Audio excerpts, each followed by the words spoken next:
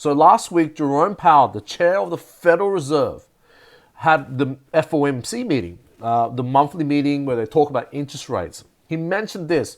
He mentioned geopolitical risks and what they're doing to monitor it. Now, I'm going to talk about the actual risk that I don't think they're really explaining in the last, meeting. And since that meeting, by the way, the stock market, let me just jump into here, has dropped. This is not the stock market. This is oil, but let's go into the S&P 500. We can see 2 or 3 days, maybe 4 days of drops in the stock market.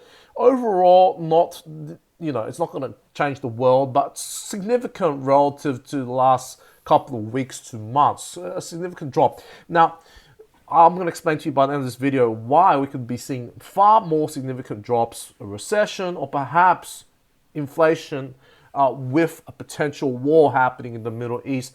We're going to go through some of the examples that even the Fed themselves are studying, their own case studies, right? And we're going to actually see the potential risk at hand, which they're not really explaining. Let's get into it. So the headline here, of course, Fed signals cautious monetary policy amid economic growth and geopolitical risks. Now, they just made mention that there's noting highly elevated geopolitical risks, including the recent attack on Israel. Now, this is what's interesting, that he's saying that we're going to more or less ignore this, and I think it could be a mistake. Now, he noted the labor market was cooling, suggesting the underlying 2% inflation. To achieve that target, they're still going for it now. It may necessitate below trend growth, slow growth, and further labor market softening. That's okay. But if we look at what happened in the 1970s, that's what they did, and they couldn't get out of that mess for 10 years. So it makes it sound nice, but let's see how it actually eventuates. And they reiterated their intention to bring inflation back to 2%. And the September meeting minutes will reveal they're also considering the risk of excessive restraint leading to an economic downturn.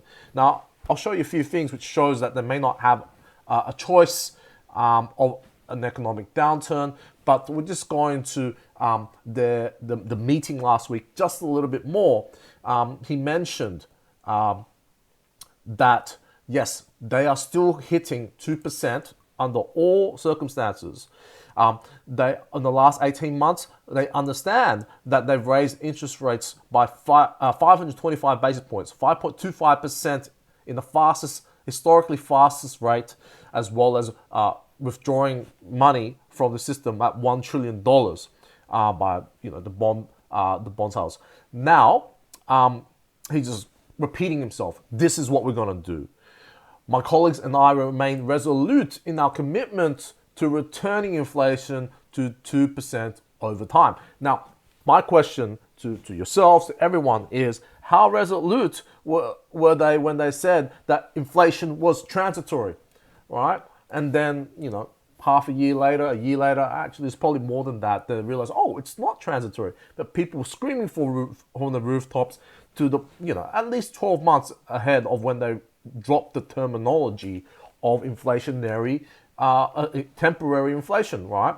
So it's not temporary, it's been a while. I mean, when we're all dead, it's temporary, I suppose. But anyway, now this is a case study I brought to you of how inflation didn't actually stop after the first wave in the 1970s.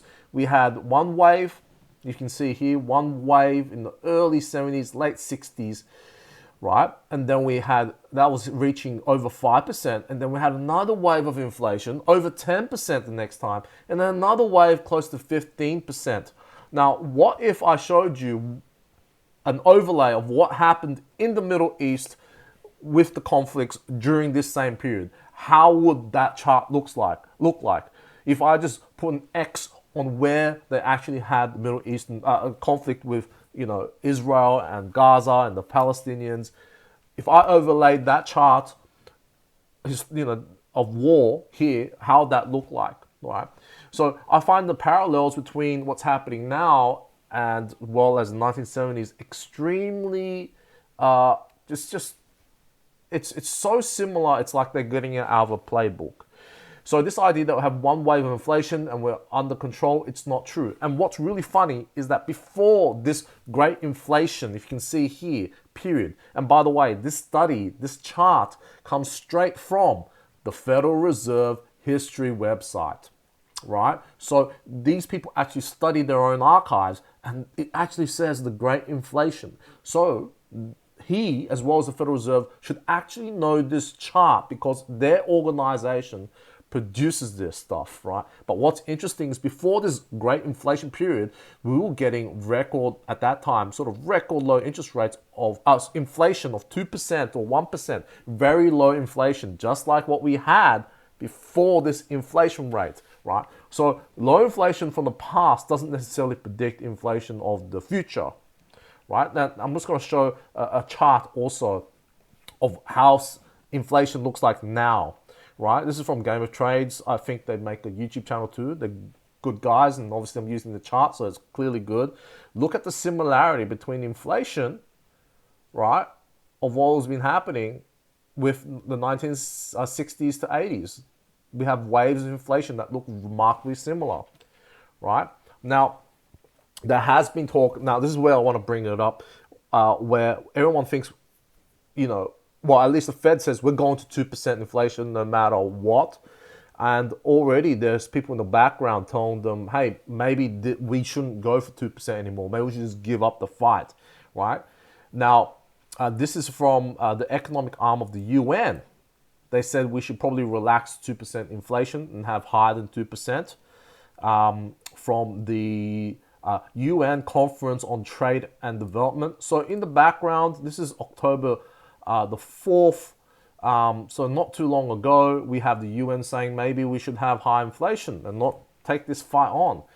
Not only that, Goldman Sachs, right, is 3% the new 2%. Because at the moment, inflation, it's about 3.456% around there, right? It's floating around there. We've got inflation down. And Goldman Sachs is saying, maybe we should just cut the cord on this inflation thing. Basically, we should just go for 3%, right? And so we have Goldman Sachs, we have the UN, so maybe we're going to have high inflation, period. Now, this is where I'll show you some historical data which should really concern us for what's actually going to happen. I mean, by the way, we're also getting rice shortages and other staple shortages for commodities. They're going up still, right? But let's go into what happened in the 1970s with the war in Israel and the Middle East. When there was a war, the Yom Kippur War, the Palestinians were at war with the Israelis, right? What happened was that in 1973, there was an embargo, right? Which is a colloquial term, practical name given to when the main Arab producers of oil, they stopped selling oil to the West. And that was the embargo. And OPEC, consisting of the Arab members of OPEC, proclaimed the oil embargo in response to US decision to resupply Israeli military during the Yom Kippur War, lasted until 1974. And by the way, if we look at what happened with inflation, it went up to double digits, right? That's around 1974. It went spike, boom, 3% all the way past 10%. This is what we are potentially playing with a full-blown conflict in the Middle East. And that was just them stopping the oil. Well, if you have, bombs flying around, that's even worse. Now, it stopped when in January 1974, Kissinger negotiated Israeli troop withdrawal from parts of Sinai. They promised the negotiated settlement between Israel and Syria and convinced Arab oil producers to lift the embargo in March 1974. But inflation didn't go away yet, right? Now, we also had a recession during that time. So, that died down a bit. But then we had, in 1979, we had the Iranian Revolution. The Shah of Iran fled his country in early 1979, allowing the Ayatollah Khomeini to gain control. and protests shattered the Iranian sector. And of course, you saw the chart just before, it pushed into 14-15% inflation. And, that wasn't the end of it too. In 1980s, the Iraq invasion of Iran, oil production in Iran nearly stopped, and Iraq's oil production was severely cut. So oil went into, in today's prices, $100. It spiked up big time. And so we're seeing those charts, and it pushed up to 10% inflation, 15% inflation, double-digit inflation. Now, to stop that level of inflation, we had Volcker in the Federal Reserve. He took interest rates up to double digits. So that's insane. We had to do insane things to get the inflation under control, where you could argue that inflation was a result of, let's look at this chart, but it completely correlates with oil. When oil got expensive around 1973 and 4, it went up like crazy. In the late 70s to 80s, oil went up like crazy. And so did the CPI, so did inflation, right? And interest rates went up like crazy. So when the Federal Reserve and Jay Powell is giving all these, cozy, nice, balanced assessment of what we're going to do, we're going to take up the inflation, interest rates, we're going to, dial down the inflation, but we're monitoring the geopolitical risk. They're not telling the risk like I'm telling you, right? These risks are very significant. And not only that, this is what's interesting too. In 1980s, there was a supply oil glut, right? Following these oil crises, 1973, 1979, right? Following these events, a slowing industrial economies and stabilization of supply and demand caused prices to begin falling in the 1980s. That's nice. The glut began in early 1980s as a result of slowed economic activity in industrial countries due to the 1973 and 1979 energy crises. So, this also causes recession. Economic activity drops down. And I don't have the statistic on hand, but the recession was quite intense in the 70s, right? It was the U-shaped recession, 1973 and 1975, a U-shaped recession. It went down multiple times before it could actually ever come back up. And I'm not sure if it's here. Yeah. So the recession, unemployment did not peak for so long. In 1975, unemployment reached 9%. That's huge. That's a lot of people out of work, right? GDP fell 3.2%. If we get under a negative print for GDP, we panic, right?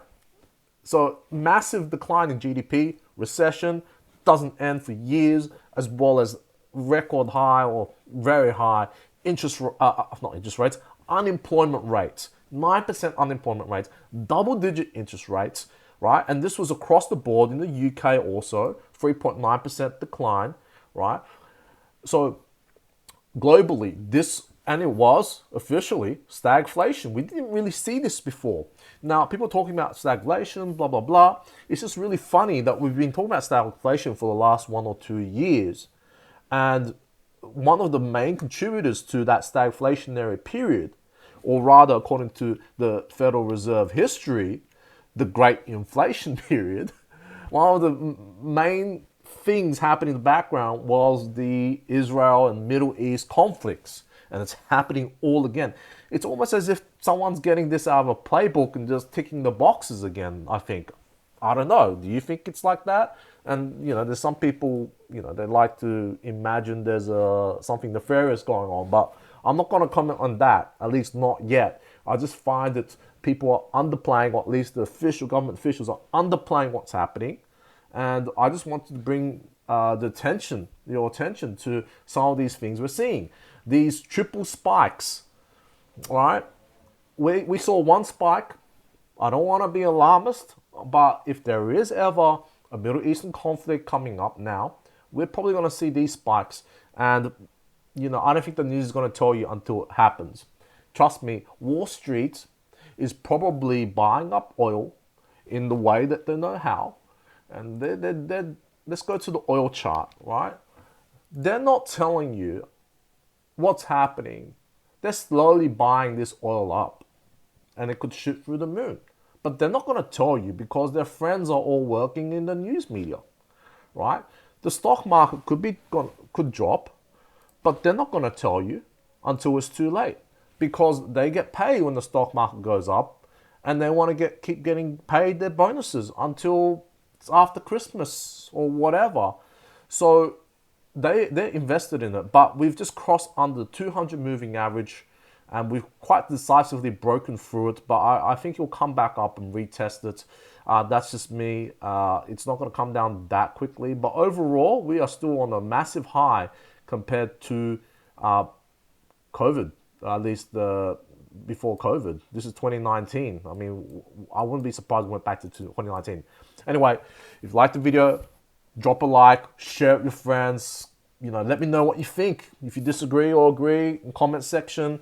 I appreciate everything that you do to support me and just watching the channel. Send a like, send your love, subscribe. I'll see you in the next one. Thank you guys. Bye.